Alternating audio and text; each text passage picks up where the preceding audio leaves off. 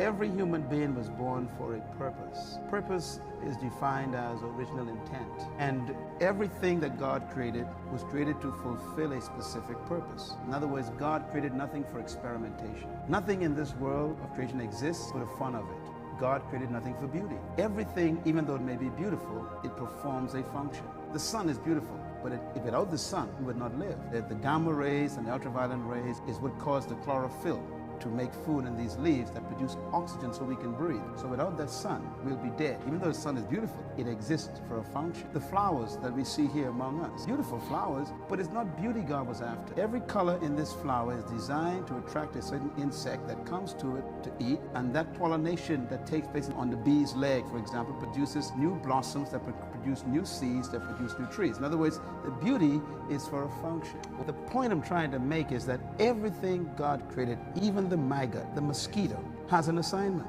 Roaches that are in this earth, we don't understand. God designed nothing without a purpose. Everything fulfills its purpose, and that's what brings pleasure to God. Now, here's the unique question. If there's a purpose for the roach, the rat, the mosquito, or the bee, which is here today and gone tomorrow, how much more is there a purpose for your life? Because you are the apex of His creation. You are not a mistake. You are not an experiment. God gave you birth because there's something He wanted done that required your existence. There's something that God wanted to do on earth that made your presence necessary. You came here because there's something that God had in His mind that He wants to see manifested on planet Earth that made Him give you conception. You are not a biological accident. You are not a mistake. Matter of fact, your birth was timed by God.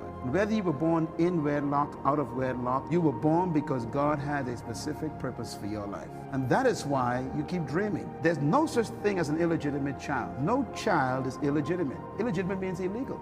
Kids are never illegal. It's the parents who are illegitimate if they're not married. But that child is God's heritage.